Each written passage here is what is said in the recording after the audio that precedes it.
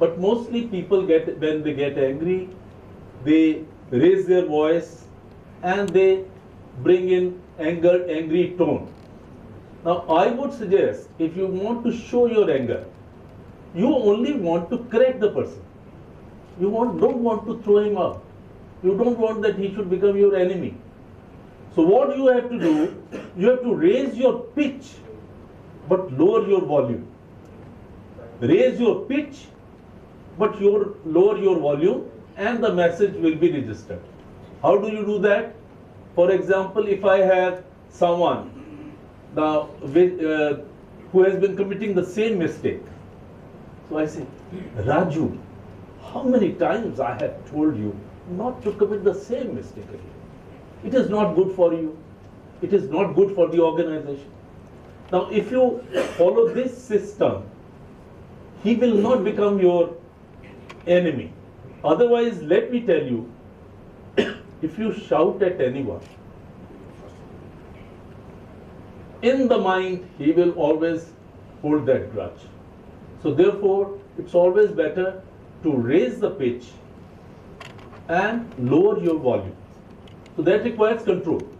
And as I said, a leader is all control. All control. Leader does whatever he wants. He speaks the way he wants. He brings out the words that he wants. So total control. How you can do that? With modulation. With modulation, because when you modulate, you know when you are breathing. And another thing at this place, I would like to say, deep breathe.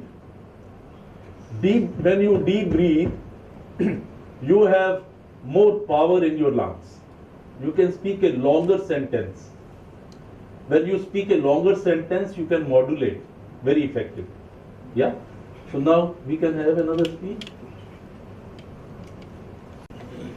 Now, before the tea break, we had discussed the importance of a high pitch in a leader's speech. One of the ways by which we can take the high pitch is by taking a slightly deeper breath before we start speaking the sentence. Now, there was one leader who would consistently employ the use of a high pitch. He was none other than the German Führer, Adolf Hitler. We are going to see a small speech of his just for demonstrating how the high pitch is used in speech. Der Führer.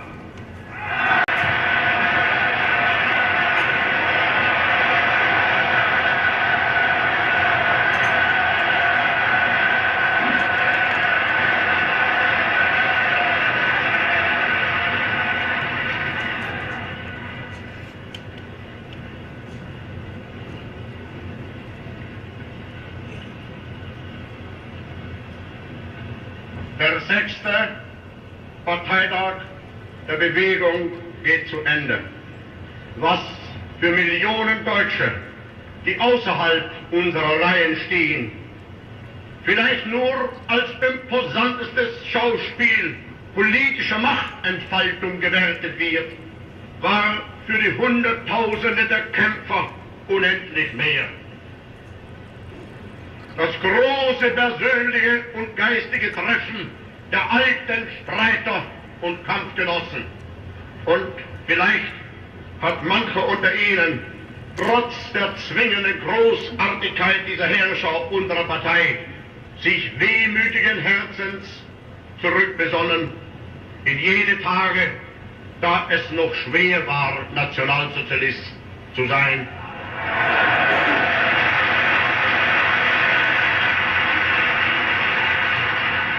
Denn als unsere Partei gerade 7 Mann hoch war, sprach sie schon 2 Grundsätze aus. Erstens, sie wollte eine wahrhaftige Weltanschauungspartei sein. Und zweitens, sie wollte daher kompromisslos die einzige Macht und alleinige Macht in Deutschland.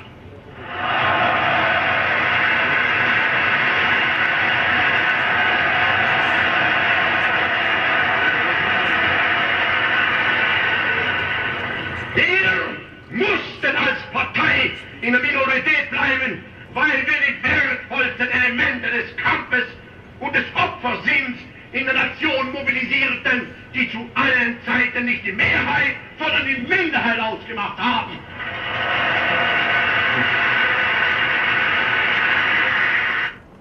So we have seen an extensive use of body language. Now body language is also very important for a leader. You see, what you speak should be ratified by your body language. Then you are more convincing. You are able to take people along with you. If your body language is exactly, those are the old days, war days, but I just wanted to show a real strong use of body language there. Now actually we will not practice this because that is Hitler. So we will practice something, you play the other one. We are now going to see the famous Gettysburg Address of Abraham Lincoln. Abraham Lincoln is probably the most famous US president. He was the president when America went through civil war. And he went through the civil war for a very good reason. He's going to discuss it. Now this speech, please listen, because some of you will come and perform. It is only 2.5 minutes. 53, 53. 407 years ago, our fathers brought forth on this continent a new nation, conceived in liberty and dedicated to the proposition that all men are created equal. Now we are engaged in a great civil war, testing whether that nation, or any nation so conceived and so dedicated, can long endure. We are met on a great battlefield of that war. We have come to dedicate a portion of that field as a final resting place for those who here gave their lives that that nation might live. It is altogether fitting and proper that we should do this. But in a larger sense, we cannot dedicate, we cannot consecrate, we cannot hallow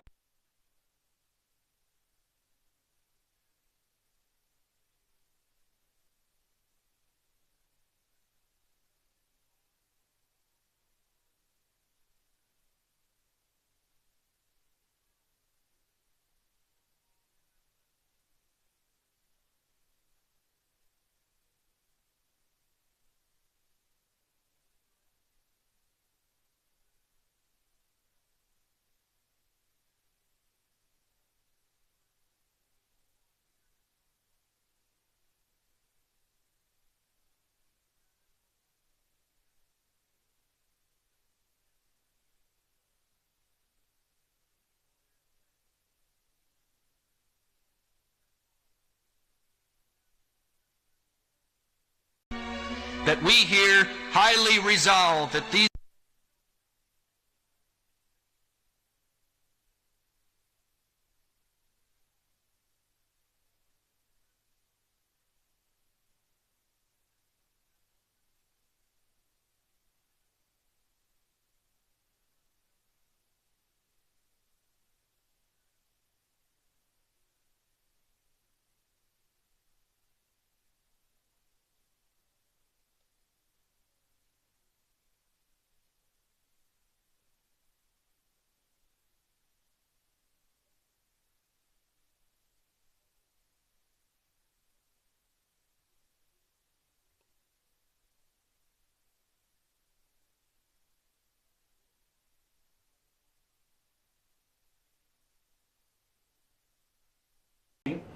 My name is Yogesh Sangekar. I am sailing as a chief engineer with Goodwood.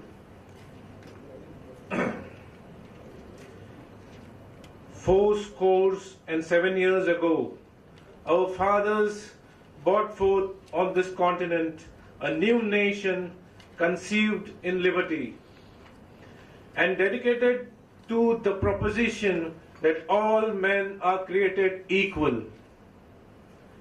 Now we are engaged in a civil war, testing whether that nation or any nation so conceived and so dedicated can longer endure. We are met on a great battlefield of that war, we have come to dedicate a portion of that field as a final resting place for those who here gave their lives, that the nation might live. It is altogether fitting and proper that we should do this. But in the larger sense, we cannot dedicate, we cannot consecrate, we cannot hallow this ground. The brave men, living and dead, who struggled here have consecrated. Far above our poor power to add, to detract. The world will little note, nor longer remember what we say here, but it can never forget what they did here. It is for us, the living, rather to be dedicated here to the unfinished work which they fought here, have thus far so nobly advanced.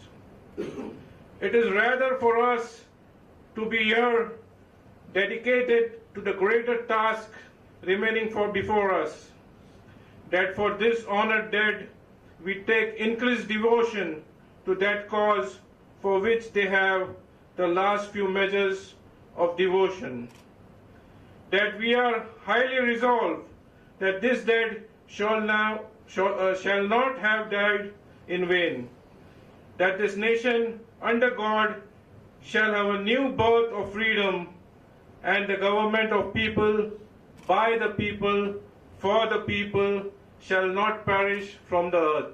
Give him a big hand. Very nice.